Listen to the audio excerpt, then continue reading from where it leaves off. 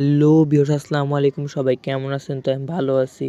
তো আজকে জানেন থাম্বনেল দেখে বুঝতেছেন যে আজকে কী নিয়ে আলোচনা করব। আজকে আলোচনা করা হবে যে ব্রয়লার মুরগিকে আপনারা ভাত খাওয়াতে পারবেন কি পারবেন না।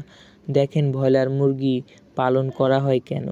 ব্রয়লার মুরগি পালন করা হয় মাংসের জন্য, ডিমের জন্য কেউ ব্রয়লার মুরগি পালন করে না, বা বাসা বাড়িতে খুব একটা দেখা যায় না যে ব্রয়লার মুরগি পালন করে। ব্রয়লার মুরগির ভাতটা না দেওয়াই ভালো। আর যদি আপনি দিয়েও থাকেন তাহলে দেখা যায় ব্রয়লার মুরগি অনেক কৃমি হয়ে যায়।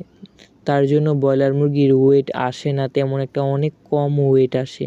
তো ব্রয়লার মুরগিকে চেষ্টা করবেন যে ভাত না দেওয়ার জন্য, ফিড খাওয়ানোর জন্য এবং ভ্যাকসিন সব কমপ্লিট করে রাখার জন্য। এই ভাত কিন্তু কোনো সময় দিবেন না। আপনাদের দেখানোর জন্য আমি ভাত আনছি অন্য মুরগির জন্য। তো এখানে 10টা ব্রয়লার মুরগি আসছিলো, একটা খায়া ফেলছি। তো এখানে 9টা আছে। আর এই যে এই ফিডগুলো দেখা যায় রাত্রেবেলা সব শেষ। ফিড অনেক পরিমাণে খায়, আর পানি দেওয়াই লাগে ব্রয়লার মুরগি। পানি সবসময় জানি দেওয়া থাকে, এরকম একটা জায়গায় রাখবেন ওদেরকে, যে মানে পানি দিতে পারবেন সব সময়। এমন জায়গায় রাখবেন না যে পানি দিতে আপনার অনেক কষ্ট হয়ে যাবে বা আপনি এখান থেকে সহজে আসেন না এরকম। ব্রয়লার মুরগি পালন করলে সবটায় খাওয়ান খরচ অনেক বেশি পড়ে, আর সব সময় দেখুন লাগে। আর ও লিটার ম্যানেজমেন্ট বা বলা যায় যদি আপনি খাঁচা পদ্ধতিতে পালেন সে অনেক ময়লা করে বলার বাহিরে।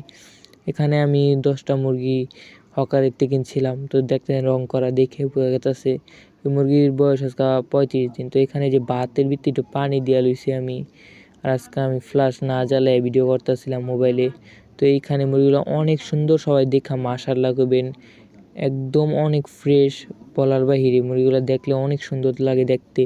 ওরা অনেক ভাত পছন্দ করে, তো ওকে ভাত দিলাম। এখন ভাতের সাথে অবশ্যই ফিড দেওয়া দিই আর হালকা পানি দেওয়া দিই, কারণ না হলে মুরগির সমস্যা হতে পারে, গলায় ঠেকতে পারে। তার জন্য ফিড আর পানি দেওয়া দিই।